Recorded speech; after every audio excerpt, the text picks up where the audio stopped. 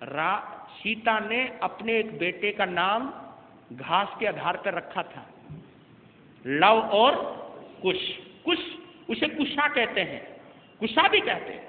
एक नाम उसे वो भी दिया, धरती से जोड़ा रखा उसको, अपने आप को भी, क्योंकि जिसने उसकी सतीत्व की रक्षा करी वही नाम दिया कि तू मेरे काम आया तो मैं अपनी संतान का नाम कुश रखूंगी। लव और कुश, तो कुश जो है वो कुशा का प्रतीक है, और उसका जन्म भी झोपड़ी में हुआ था। ये तो तुम जानते हो, वाल्मीकि ऋषि के आश्रम में लव और कुश का जन्म हुआ है, तो वहां पर भी उस कुश का प्रतीक रखा है। तो आप देखिए, ये कच्चे सूत में बहुत ताकत है, कच्चे धागे में बहुत ताकत है। ताकत कच्चे सूत की नहीं, ताकत हमारी शुद्ध भावना की है। जितनी पवित्र भावना हो जाएगी उतनी ही ताकत आ जाएगी। आपने देखा होगा कि हमारी श्रद्धा, हमारी भक्ति, पत्थर में भी भगवान को, एक कहावत आती है, मानो तो भगवान और ना मानो तो पत्थर। बस, मानो तो भगवान, ना मानो तो पत्थर। हमारी मान्यता, हमारी श्रद्धा उस पत्थर में भी भगवान को पैदा कर देती है। जब हम पत्थर को भी श्रद्धा से पूजते हैं, श्रद्धा से मानते हैं, तो वहां से भी चमत्कार पैदा हो जाता है, वहां से भी आकर्षण पैदा हो जाता है। और देखिए, ये शरीर जो किसी का सुनहरा शरीर है, किसी का गोरा शरीर है, लेकिन है तो मिट्टी, है तो मिट्टी। इस शरीर को मृणमय कहते हैं, मृणमय यानी मट्टी की तरह, लेकिन इस मृणमय में चिन्मय भी है। चिन्मय यानी चेतना, चिन्मय यानी आत्मा। ये शरीर अगर मिट्टी का है तो आत्मा इसमें ज्योत है, ज्योत। और देखते हो, ज्योत जब तक जलती रहे तो दीपक चमकता रहता है, और जैसे ही इस शरीर से आत्मा निकल जाती है, ये शरीर चाहे कितना भी सुंदर क्यों ना हो, फिर ये गलने लग जाता है, सड़ने लग जाता है, बिखरने लग जाता है। इस मिट्टी को आत्मा ने बांध के रखा हुआ है। अगर चेतना अंदर ना रहे तो ये मिट्टी भी बिखर जाएगी। इस आत्मा की ताकत को देखिए, मिट्टी को किस तरह संभाल के रखा हुआ है, मिट्टी को किस तरह सजा के रखा हुआ है। मिट्टी के अंदर सुगंध पैदा करती है, लेकिन वो सुगंध किसकी है? आत्मा की है, चेतना की है। तो रिश्ते को चेतना के साथ निभाइए आप। कच्चे सूत में भी ताकत आ सकती है, लेकिन कब आएगी? जब उसके अंदर पवित्रता आती है, पवित्रता का समावेश हो जाता है। और देखिए, रक्षा बंधन के दिन ब्राह्मण यज्ञोपवीत धारण करता है। आज के दिन, क्योंकि वो पुरानी प्रथा तो शायद अब बंद होती जा रही है, लेकिन आज भी ग्रामीण इलाकों में ये प्रथा सुचारू रूप से प्रचलित है। रक्षा बंधन के दिन, आज के दिन ब्राह्मण अपना यज्ञोपवीत पुराना उतारता है और नया धारण करता है। और उस यज्ञोपवीत में यानी जनेऊ में 3 धागे होते हैं। कितने? 3 धागे होते हैं, 3 तार होते हैं। और वो 3 तार इस बात के प्रतीक होते हैं, जब एक ब्राह्मण जनेऊ धारण करता है, यज्ञोपवीत धारण करता है, या वो सूत के धागे के 3 धागे ग्रहण करता है, तो एक संकल्प लेता है कि इन धागों के माध्यम से, एक एक धागा एक एक बात का प्रतीक है वो, कि ये धागे मुझे, ये 3 धागे इस बात की याद दिलाते रहेंगे मुझे, कब तक? जब तक संसार में रहूंगा, जब तक मैं गृहस्थ में रहूंगा, जब तक मैं संसारिक कार्यों को देखूंगा, तब तक ये मेरे 3 धागे 3 बातें हमेशा याद दिलवाएंगे। क्योंकि ये 3 धागे माता पिता, गुरु और देव, माता पिता, गुरु और देव, इन तीन का कर्जा होता है हमारे सिर के ऊपर, तीन का ऋण होता है हमारे ऊपर। माता पिता का भी ऋण है, जिन्होंने हमको जन्म दिया, जिन्होंने हमारी परवरिश करी, जिन्होंने हमें पाला पोसा, जिन्होंने हमको ज्ञान दिया, जन्म भी मतलब जन्म देने का, शरीर को दिया, आत्मा को शरीर में डाला, ये माता पिता का कर्जा है, परवरिश का कर्जा है। बाद में गुरु का कर्जा है, क्योंकि गुरु ज्ञान देता है, इस मिट्टी में ज्ञान की ज्योत डालता है। और फिर एक देवता, हम किसी ना किसी देवी देवता को, किसी ना किसी भगवान को मानते हैं। तो ये इन तीनों की बड़ी मेहरबानी रहती है हमारे इस छोटे से जीवन में। इस जीवन में तीन की बड़ी जिम्मेवारी और जिम्मेदारी और बड़ा महत्व रहता है, माँ बाप का, गुरु का और देव का। चाहे वो जिनेंद्र देव है, चाहे वो अरिहंत देव है, चाहे वो देवी देवता है, जिसको भी आप अपना आराध्य मानते हो, जिसकी आप पूजा करते हो, वो आपका देव है। जो जिसके लिए तुम मानते हो ये मेरा कुल देवता है, ये मेरी रक्षा करता है, ये मेरी वो करता है, तो वो आपकी रक्षा करते। तो तीन जनों का कर्जा हमारे सिर पर रहता है। यानी वो जनेऊ इस बात का प्रतीक है कि इन तीनों के कर्जे को कभी भूलना मत, और इनके प्रति तुम सदा सम्मान की दृष्टि रखना, इनके प्रति सेवा के भाव रखना, और इनको बचाने के भाव रखना, इनकी रक्षा करने के भाव रखना। माँ बाप को धोखा नहीं देना, माँ बाप को धर्म के रास्ते पर लाना, उनको भटकने नहीं देना, उनके भाव बिगड़ने नहीं देना, ये एक बेटे का सबसे बड़ा कर्तव्य है। पुत्र या पुत्री का सबसे बड़ा कर्तव्य है कि माँ बाप के भाव बिगड़ने नहीं देंगे। हम हमारे जन्म पर वो अफसोस धारण करें या अफसोस करें कि मैंने किसको पैदा कर दिया, ऐसा काम हम नहीं करेंगे। ये माँ बाप का कर्जा उतारना होता है। और गुरु के प्रति, गुरु ने जो सन्मार्ग दिखाया, गुरु ने जो अपना हाथ रखा, उंगली पकड़ करके धर्म के रास्ते पर डाला, उंगली पकड़ करके बुराई के गड्ढे से उतार करके सद्गुणों के गुलशन में लाए, सद्गुणों के बगीचे में लाए, ऐसे गुरु की कृपा को हम कभी नहीं भूलेंगे। और देव होता है अदृश्य, उस अदृश्य शक्ति, चाहे वो कोई भी है, चाहे वो कर्म की शक्ति है, चाहे वो देवता की शक्ति है या परमात्मा की शक्ति है, उस अदृश्य शक्ति के प्रति भी हमारे अंदर श्रद्धा बनी रहे, क्योंकि अदृश्य का भी बड़ा महत्व है। याद कर लेना कि शरीर दिखाई देता है, आत्मा दिखाई नहीं देती, और जो दिखाई नहीं दे रहा है उसी पर हमारा शरीर, बोलो, टिका हुआ है। नींव का पत्थर दिखाई नहीं देता किसी को, लेकिन बड़ी से बड़ी इमारत अगर किसी पर टिकी है तो किस पर टिकी है? जो दिखाई नहीं देता है, नींव के ऊपर टिकी हुई है। तो आत्मा सबसे बड़ा देव है हमारा, आत्मा सबसे बड़ा परमात्मा है हमारा, आत्मा से बड़ा कोई देव नहीं है। तो इस देव को जो दिखाई नहीं देता है, इस आत्मा को दुर्गति में नहीं भटकने दूंगा, ये संकल्प करना रक्षाबंधन का सबसे बड़ा दायित्व है, सबसे बड़ा कर्तव्य माना जाता है। तो देव, गुरु और माता पिता के कर्जे से मुक्त होने का संकल्प रखना तीन तारों का प्रेरणा है। और जब एक ब्राह्मण संन्यास धर्म ग्रहण करता है तो उस वक्त जनेऊ को त्याग देता है, जनेऊ को छोड़ता है। क्यों? इसका मतलब यह है, संन्यास का मतलब यह हुआ कि अब माँ बाप से संबंध टूट रहा है, संसार छूट रहा है। तो तीन धागों को छोड़ते वक्त वो तीन संकल्प लेता है। देखिए, जब धारण करता है तब भी तीन संकल्प लेता है, और जब जनेऊ को उतारता है, यज्ञोपवीत को उतारता, तब भी तीन संकल्प लेता है। वो संन्यास धर्म को धारण करता है कि लोकेशना, पुत्रेशना और वित्तेशना। इसको मैं सरल भाषा में समझा देता हूं। लोकेशना, मेरा दुनिया में नाम होवे, मैं दुनिया में नाम करूंगा, इस भाव को लेकर के संत ना बने।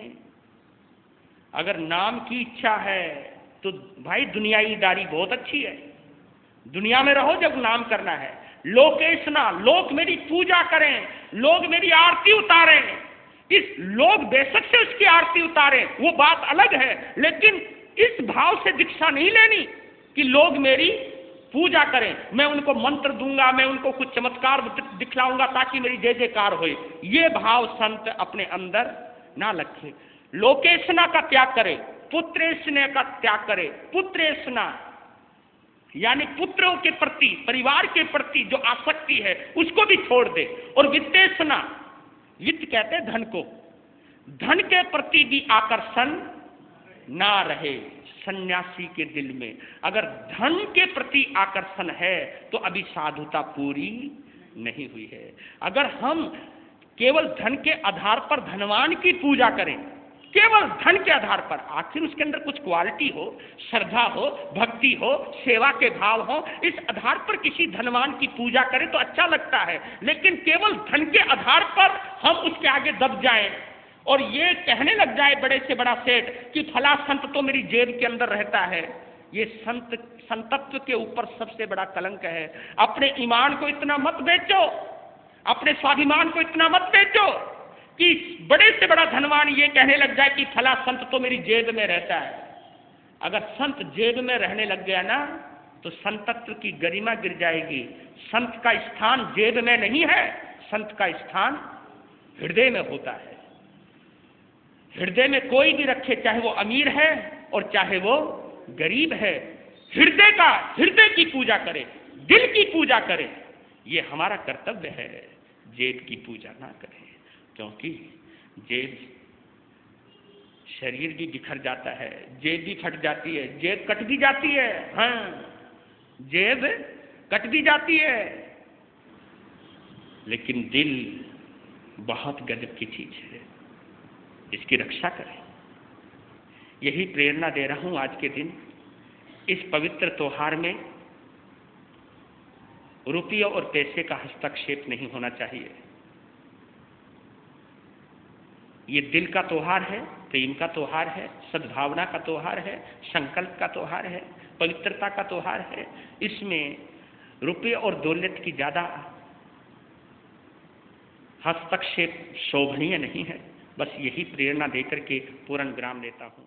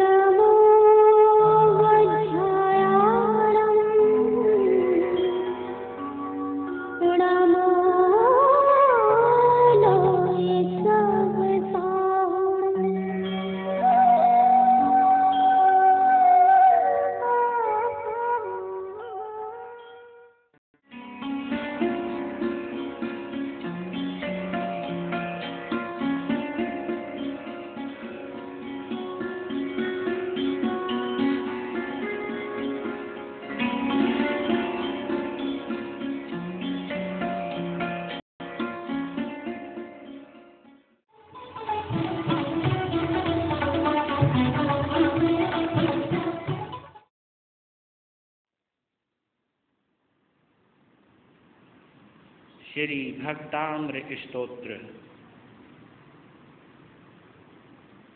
के चौथे श्लोक में प्रवेश करें। श्लोक का उच्चारण। वक्तुम गुणान गुण समुद्र शशांक कांता कस्ते क्षमः सुर गुरु प्रतिमोपे बोध्या कल्पांत काल पवनो धत्नाक्र चक्रम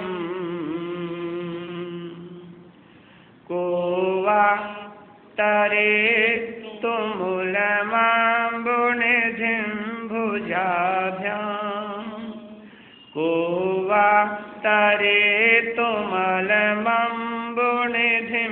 भुजाभ्याम्।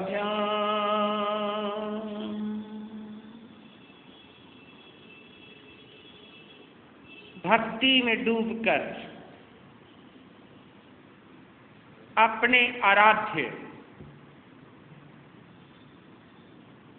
आदिनाथ भगवान के प्रति चौथे श्लोक में आचार्य मानतुम क्या बोल रहे हैं? पहले शाब्दिक अर्थ लेते हैं। शब्दार्थ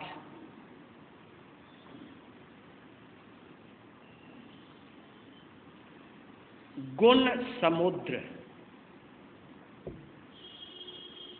हे गुणों के समुद्र, हे गुणों के सागर,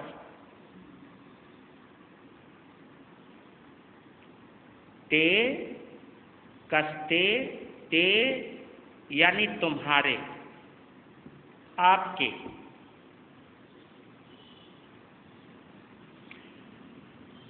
शशांक कांतान। शशांक कहते हैं चंद्रमा को। आपने देखा है कभी चंद्रमा को गौर से तो उसमें कुछ ऐसा लगता है जैसे कोई खरगोश बैठा हुआ है। तो ऐसा लगता है कि शशांक यानी खरगोश की गोद है, वह है चंद्रमा की उपमा है। शशांक कांतान,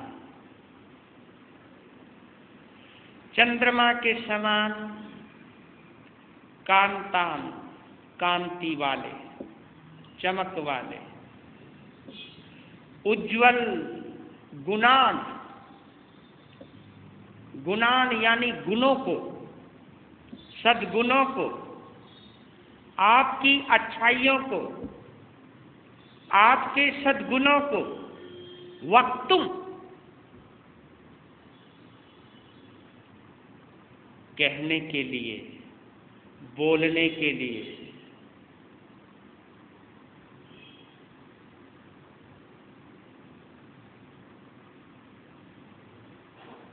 कह क्षमा है, कौन समर्थ है?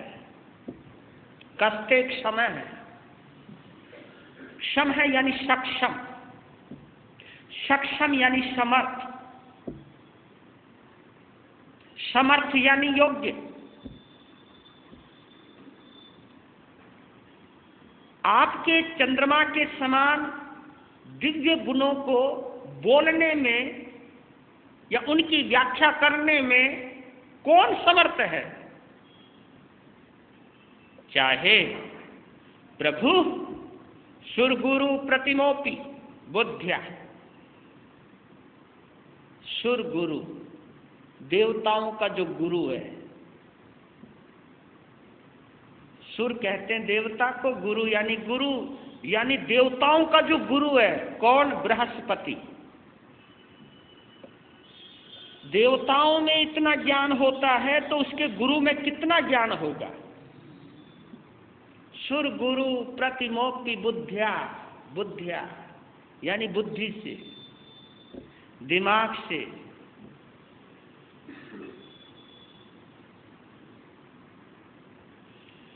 चाहे बुद्धि से वो देवताओं का गुरु बृहस्पति भी क्यों ना हो, यानी देवताओं का गुरु बृहस्पति भी आपके चंद्रमा के समान उज्जवल गुणों को कहने में समर्थ नहीं है। बड़ी अच्छी उपमा दी है। कल्पांत काल पवनोधत नक्र चक्रम को वा तरी तुमल वंबो निधिम भुजाभ्याम। बड़ा अच्छा प्रतीक चुना है, बड़ी अच्छी उपमा चुनी है आचार्य मानतों ने।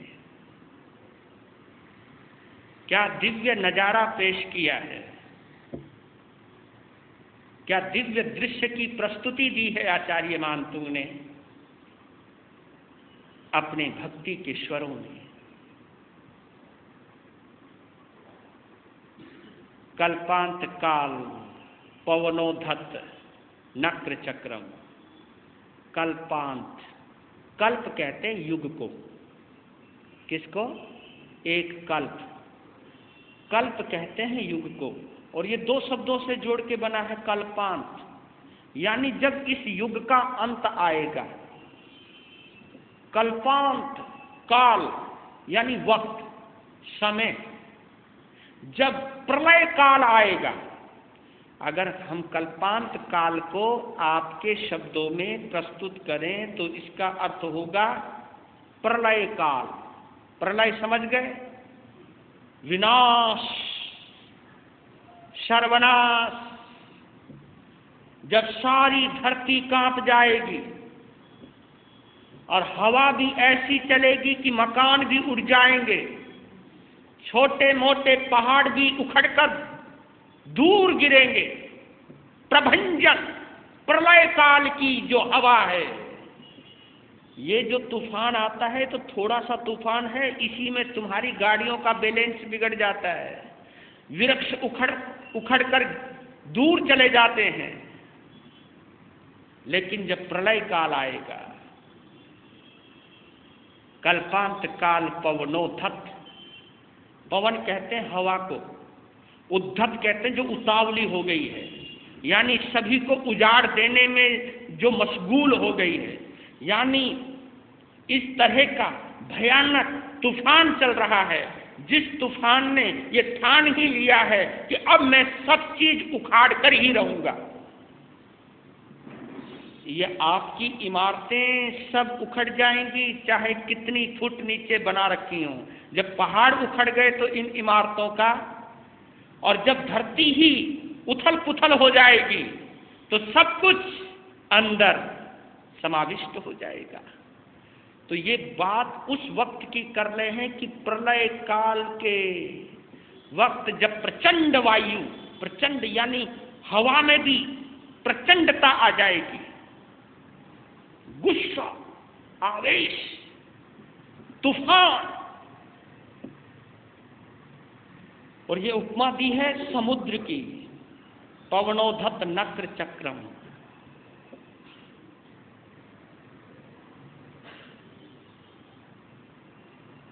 यहाँ आपने अभी कुछ समय पहले सुनामी लहरें का नाम तो सुना होगा। क्या नाम? सुनामी लहरें। क्या तूफान मचाया था उस सुनामी लहरों ने? इंडोनेशिया को तो बर्बाद करके रख दिया था। ये तो एक छोटे छोटे आपके सामने एग्जाम्पल आ रहे हैं, ये छोटे छोटे पूर्वाभ्यास हैं विनाश काल के। जब चारों तरफ पानी में तूफान आ जाएगा, क्योंकि ये आपको मालूम है धरती तो केवल 3 हिस्सों में है, बाकी तो हिस्सा बोलो पानी से भरा पड़ा है। और जब तूफान चलेगा और वो तूफान पानी से मिलेगा, और जब भूकंप पानी को छुएगा, नीचे से सब हिलेगा, तो पानी में ही उछाल आएगा और उसकी लहरें हजार हजार फुट तक पहुंच जाएंगी। तो आप कल्पना कीजिए ऐसा समुद्र जिसमें तूफान आया हुआ है, जिसकी लहरें 100 200 मीटर ऊपर जा रही हैं, और जिसके अंदर और भी विषैले जंतु, मगरमच्छ, व्हेल मछलियां। तो आप अंदाजा करिए, कोवा तरितुम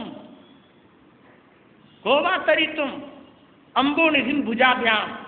कौन है वो माई का लाल जो ऐसे महा भयंकर विकराल समुद्र के अंदर, जिसमें लहरें हजार हजार मीटर उछल रही हैं और जिसमें विषैले जीव जंतु उछाले भर रहे हैं, ऐसे समुद्र को कौन है जो अपनी भुजाओं से तैरकर पार कर सके?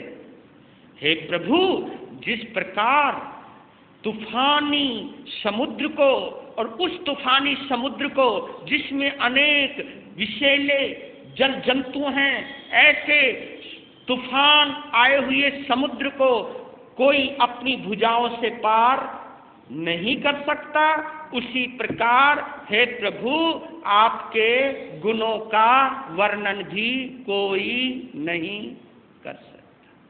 वक्तुम गुणान गुण समुद्र शशांक कांतान कस्ते क्षमय सुरगुरु प्रतिमो विबुद्ध्या कल्पांत काल पवनो धत नक्र चक्रम को वातरे तुमल वम्बु निधि भुजाभ्याम।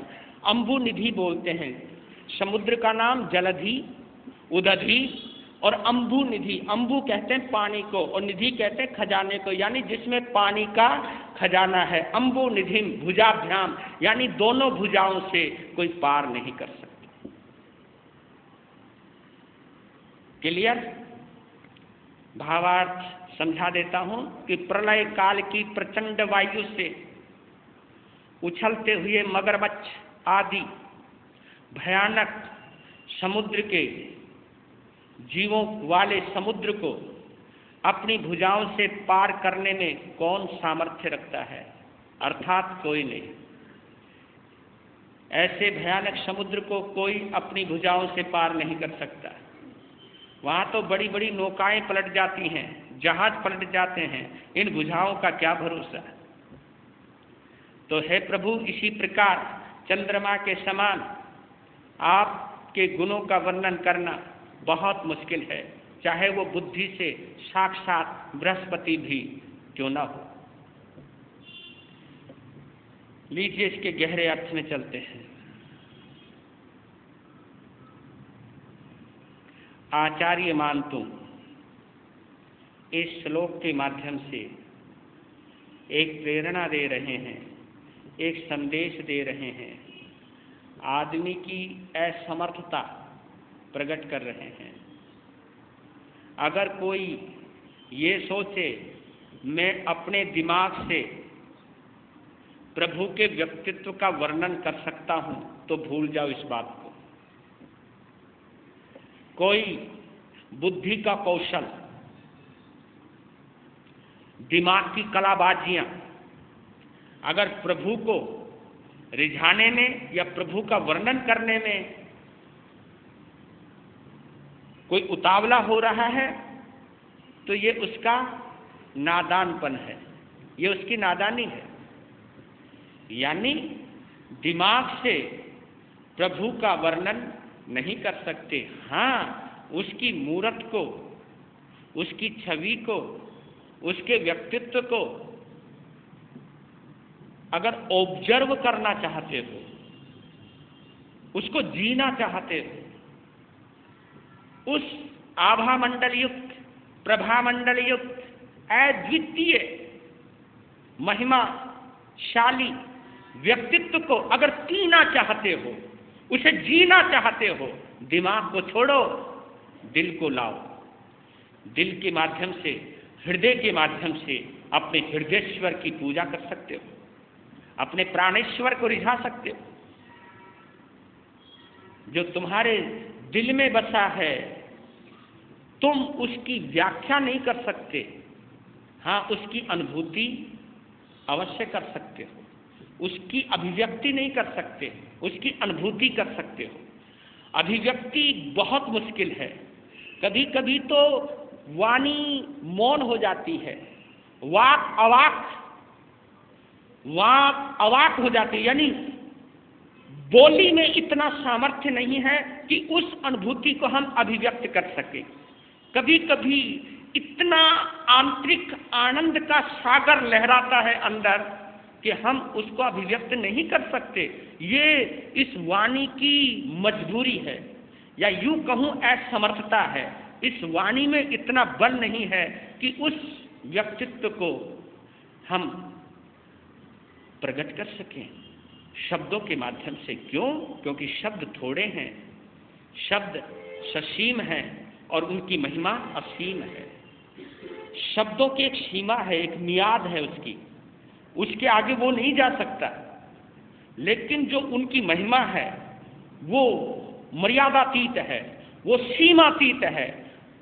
उसका कोई ऐसा पैमाना नहीं है कि यहां के बाद उसकी कोई व्याख्या नहीं होगी। ना ना, अद्वितीय इसलिए बोलते हैं, अवर्णनीय इसलिए बोलते हैं, अकथनीय इसलिए बोलते हैं, अवर्णनीय इसलिए बोलते हैं कि उसे बोल नहीं सकते, उसे बोल करके नहीं बोला जा सकता, उसे कह करके नहीं कहा जा सकता, उसका अनुभव किया जा सकता है। बस अगर प्रभु को समझना है तो समर्पण करना सीख जाओ। समर्पण, भेंट कर दो अपने आप को, उसी में विलीन कर दो अपने आप को, अपने अस्तित्व को भी उसी में विलीन कर दो। अगर उसको जानना है, अगर अपने आप को भी बचाना है और उसको भी समझना है, तो फिर जिंदगी भर माथा पीटते रहना कुछ भी होने वाला नहीं है। उस अपने को बचाना है और उसको समझना है, फिर मुश्किल है। अगर हाँ उसको जानना है तो उसमें ही डूबना होगा, और फिर क्या गजब की बात है, उसमें डूबने के बाद फिर तुम दोबारा वापस नहीं आ पाओगे। ये इतनी महान दशा होती है, ये हृदय की दशा इतनी गंभीर होती है, उसमें डूब जाने के बाद फिर वापस नहीं आ सकते हो, उससे जुदा नहीं हो सकते हो आप। और उसे समझना है तो उसमें जाना ही पड़ेगा। ये आचार्य मानतुंग बोल रहे हैं।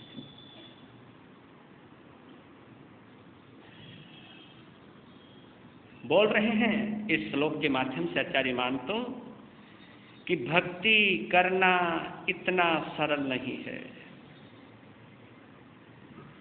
भक्ति करना इतना सरल नहीं है कि मंदिर में गए मुट्ठी भर चावल चढ़ा दिए या पानी का लोटा चढ़ा दिया या कुछ नारियल वगैरह चढ़ा दिया या जिनवाणी पढ़ ली या गुरुवाणी पढ़ ली या कोई धार्मिक किताब पढ़ ली और पढ़ने के बाद इति श्री समझ लेने के बाद हमने पढ़ लिया और हमने जान लिया। ना ना, इतना सरल नहीं है। अपने आप को विलीन करना होता है। और बता रहा हूं आपको, आचार्य मानतुंग एक दीपक की उपमा दे रहे हैं, एक दीपक की कल्पना कर रहे हैं कि कौन सा दिया है जो तूफान में भी जला रह सकता है। और असली दिया वही है, असली उजाला वही है, असली प्रकाश वही है, असली दीपक वही है जो तूफानों में जला रहे। जिसको आपकी फूंक बुझा दे, एक थोड़ी सी फूंक या हवा का एक झोंका जिस दीपक को बुझा दे, फिर उस दीपक का कोई भरोसा नहीं है। उस दीपक का क्या भरोसा? जहां तुम्हारी सावधानी हटी वो तो गया, बुझ गया, और बुझती फिर अंधेरे में चले गए। कौन सा दिया है जो भक्ति का दिया है? कौन सा दिया है जिसकी रोशनी में आपका दिलवर नजर आएगा? कौन सा दिया है जिसकी रोशनी में आपका परमात्मा झलकेगा, चमचमाएगा, नजर आएगा? उपमा दी है कि जिस दीपक में श्रद्धा का तेल हो, किसका? जय हो। श्रद्धा का तेल हो, भक्ति की बाती हो, पुरुषार्थ की चिमनी हो, समर्पण की ज्योति हो। ये चारों चीजें मिलनी चाहिए।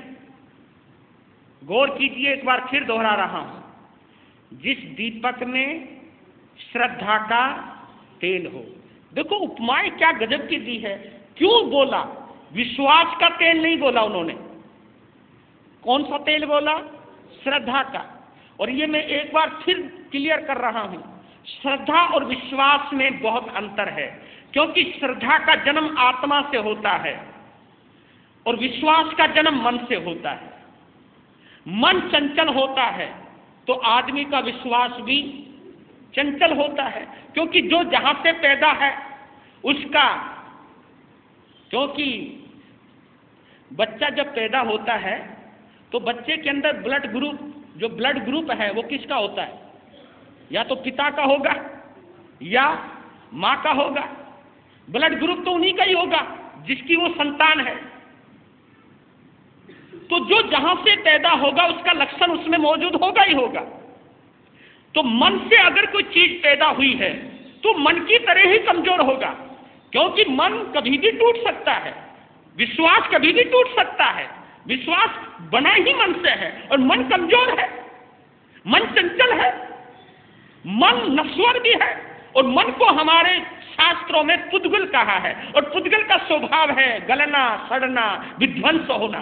वो टूट सकता है, लेकिन श्रद्धा आत्मा से पैदा हुई है और आत्मा अखंड होती है, आत्मा अजर अमर अविनाशी होती है। आत्मा में ही परमात्मा का वास होता है, आत्मा कभी नष्ट नहीं होती है। तो श्रद्धा का जन्म हुआ है आत्मा से। जिस दीपक में श्रद्धा का तेल हो, यानी वो तेल जो तेल कभी खत्म होता ही नहीं, श्रद्धा का तेल हो और भक्ति की बाती हो, बाती समझ गए, और पुरुषार्थ की चिमनी हो। आपने देखा होगा लालटेन, आपने पहले लैंप भी देखे होंगे। तो लैंप लालटेन में क्या होता था, एक शीशा होता था, और वो किस लिए लगाते हैं, ताकि कोई तूफान आए तो उस तूफान में वो बुझने ना पाए। तो पुरुषार्थ की चिमनी हो, यानी मेहनत, पुरुषार्थ, लग्न, जिसको लग्न बोलते हैं, जिसको धुन बोलते हैं, जिसको श्रुति बोलते हैं, हमेशा उसी पर ही नजर, जिसकी नजर हमेशा टारगेट पर है, लक्ष्य भेदी निगाहें हैं जिसके पास, लक्ष्य को देखने का सामर्थ्य है जिसके पास। और ये बहुत बड़ा उदाहरण है महाभारत का। जिस वक्त द्रोणाचार्य ने, आपने कभी पढ़ा हो, सुना हो कि वृक्ष में एक तोता रख दिया और निशाना लगाने वालों को पूछा कि तुम्हें क्या नजर आ रहा है। किसी ने कहा कि हमें तो पेड़ नजर आ रहा है। उसको बैठा लिया, ने कहा तू और देख। उसने गौर से देखा, नो कहा जी एक तोता नजर आ रहा है। अच्छा तू भी बैठ जा, कि और गौर करो। नो कहती वो हरा रंग वाला तोता नजर आ रहा है। नो कहा ठीक है तू भी बैठ जा। पर अर्जुन से पूछा कि तुझे क्या नजर आ रहा है, कि मुझे केवल आंख नजर आ रही है। देखिए उसकी टांग को भी भूल गया, उसके रंग को भी भूल गया, क्योंकि उसे क्या नजर आ रहा है, केवल आंख, क्योंकि आंख का भेदन करना है। तो निशानथी को वही नजर आना चाहिए जहां उसने निशाना लगाना है, लक्ष्य भेदी नजरें। तो यही चीज है, पुरुषार्थ की चिमनी हो और समर्पण की ज्योत हो, क्योंकि जहां इतना पुरुषार्थ आ जाएगा वहां समर्पण से एक ज्योत पैदा होती है, और वही ज्योत भक्ति के दीपक को प्रज्वलित करती है। और ऐसा दीपक तूफान से टक्कर ले सकता है, तूफानों में भी अकंप रह सकता है, तूफान में भी अबुझा हो रह सकता है, वो बुझ नहीं सकता। और जो बुझ जाए उस दीपक का कोई भरोसा नहीं है। आप कभी भी बुझ सकते हो, हम भी कभी बुझ सकते हैं, लेकिन श्रद्धा का तेल हो जिसमें, भक्ति की बाती हो जिसमें, पुरुषार्थ की चिमनी हो जिसमें, और समर्पण की ज्योत हो। क्योंकि समर्पण एक बार हुआ जाता है, बार बार नहीं हुआ जाता है, इसे समर्पण कहते हैं। अब दूसरी बात और ला रहा हूं। आचार्य मानतुंग ने समुद्र में मगरमच्छों की तुलना, या विषैले जीव जंतुओं की तुलना, या उसमें जो तूफान आ रहा है उसकी तुलना किस लिए की है? इसकी गहराई तो है, इसको समझें थोड़ा सा, इसकी गहराई में जाएं। हमारा मन किसी सागर से कम तो है नहीं, हमारा जो जीवन है ये किसी सागर से कम है नहीं। इस जीवन में जो क्रोध, मान, माया, लोभ आदि विकार हैं या कसाय हैं या 18 पाप हैं, ये भी तो अंदर अपना वजूद रखते हैं, अपना संस्कार रखते हैं, अपना अस्तित्व रखते हैं। क्योंकि अगर कषाय ना हो फिर तो आत्मा पवित्र है, अगर विकार ना हो तो फिर तो आत्मा पवित्र है, अगर विषय वासना और मोह का धुआं और अंधेरा ना हो तो फिर तो आत्मा पवित्र है। यानी हम इन सब चीजों से जुड़े हुए हैं। हम अभी पूरी तरह, हमारे यहां शास्त्र में एक शब्द आया है छद्मस्त। छद्मस्त, छद्मस्त किसको कहते हैं? छद्मस्त उसको कहते हैं जो डिग सकता है, छद्मस्त उसको कहते हैं जो अभी पूर्ण नहीं हुआ है, छद्मस्त उसको कहते हैं जो अधूरा है, अभी पूरा नहीं हुआ है, यानी जो अभी भव सागर के बीच में ही है। भव सागर के, ये संसार सागर है, इसे भव सागर भी कहा है। 84 लाख जीवा योनिया है और हर जीवा योनिया की पता नहीं कितनी प्रजातियां हैं जी। एक संसार पूरा सागर है। आपको तो केवल इस धरती का समुद्र नजर आता है, लेकिन चारों की चारों गतियां, जिसमें देवलोक भी आ गया, नरक गति आ गई है, त्रियंच गति आ गई है, मनुष्य गति आ गई है, और इन कितनी गतियों में से कितनी प्रजातियां हैं, कितनी भिन्न भिन्न प्रकृतियां हैं, स्वभाव हैं, नस्लें हैं। अगर उनका मुआवना करोगे तो दिमाग थक जाएगा, इतना गहन समुद्र है। इसलिए इन गतियों को भव सागर कहा है। क्या कहा? भव सागर, संसार सागर। संसार भी एक सागर है जिसमें हम मर रहे हैं, जी रहे हैं। तो छद्मस्त वो है जो अभी सागर में है, और सर्वज्ञ वो है जो सागर के पार हो गया, समुद्र के पार हो गया, वो सर्वज्ञ। यानी अब वो दोबारा उस सागर में डूबने वाला नहीं है, क्योंकि वो उससे पार हो चुका है। और हम सभी अभी समुद्र में हैं, सागर में हैं, डूबने की पूरी संभावना है। हमको कोई ना कोई अपना ग्रास बनाने को उतावला है। जीव जीव का बैरी है, ये तो तुम जानते हो, और जीव जीव से ही जिंदा है। तो हर जीव जीव का भोजन भी है, तो हर प्राणी उसको खाने को उतावला है, और ये सब संभावनाएं इस समुद्र के अंदर पड़ी हुई हैं। तो जो मगरमच्छ हैं, विषैले जल जंतु हैं, इनकी उपमा दी है कसायों से।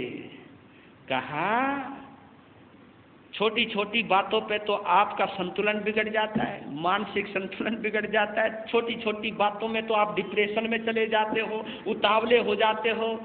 मोह ममता वासना तृष्णा आदि इतने जंजाल भरे पड़े हैं कि इनसे फुर्सत मिले तभी तो भक्ति करोगे।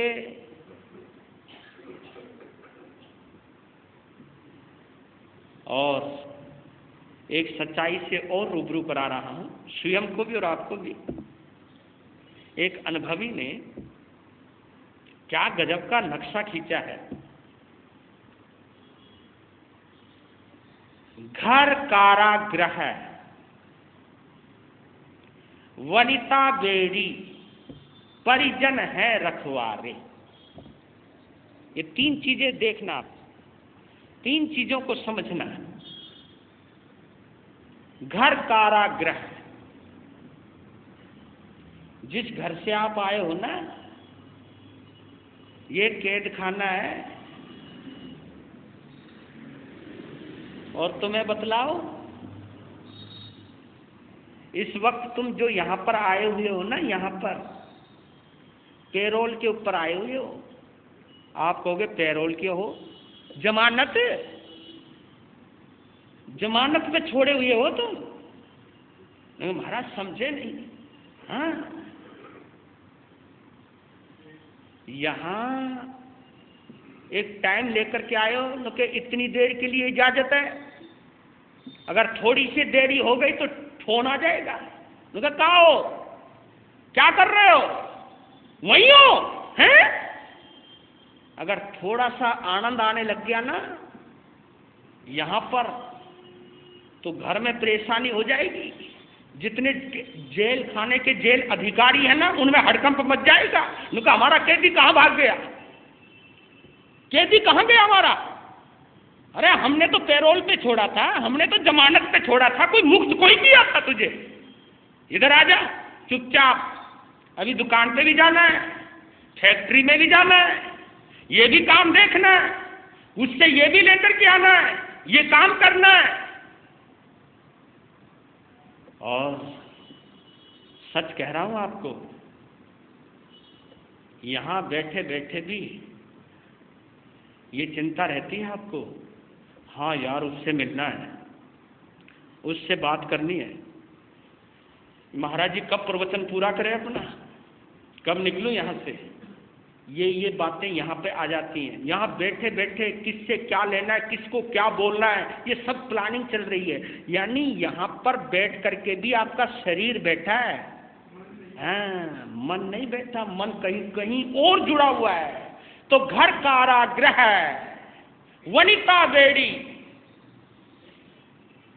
वनिता समझ गए, ये जो घरवालियां होती हैं ये भी एक बेड़ी है, एक हथकड़ी है, कभी भी पकड़ के खींच लेती है, बंधे हुए हो। हाँ ये है कि आपकी हथकड़ी जरा लंबी है, कई कई किलोमीटर की है, लेकिन जब लगता है इन लोगों को कि कुछ गड़बड़ होने वाली है तो पकड़कर उनका इधर आ जा, इधर आ, ज्यादा नहीं। परिजन है रखवारे, परिजन यानी जो आपके स्वजन हैं, आपके पारिवारिक सदस्य हैं, पारिवारिक जन हैं, वो रखवारे हैं। हर पैनी नजर रखे हुए हैं आपके ऊपर, तक तकी लगा करके देख रहे हैं कि कहां जा रहा है, कितनी देर बैठ रहा है, क्या कर रहा है, हर नजर। और जब तक आप उनके मतलब के हो तब तक तो कुछ कहते नहीं वो, और जहां कुछ गड़बड़ हो गई हो हल्ला मचा देंगे, रोना रुआस मचा देंगे और ऐसा बवाल खड़ा कर देंगे। उस समुद्र को पार करना क्या बच्चों का खेल है? मैंने कोई गलत तो नहीं कहा, ये सही है।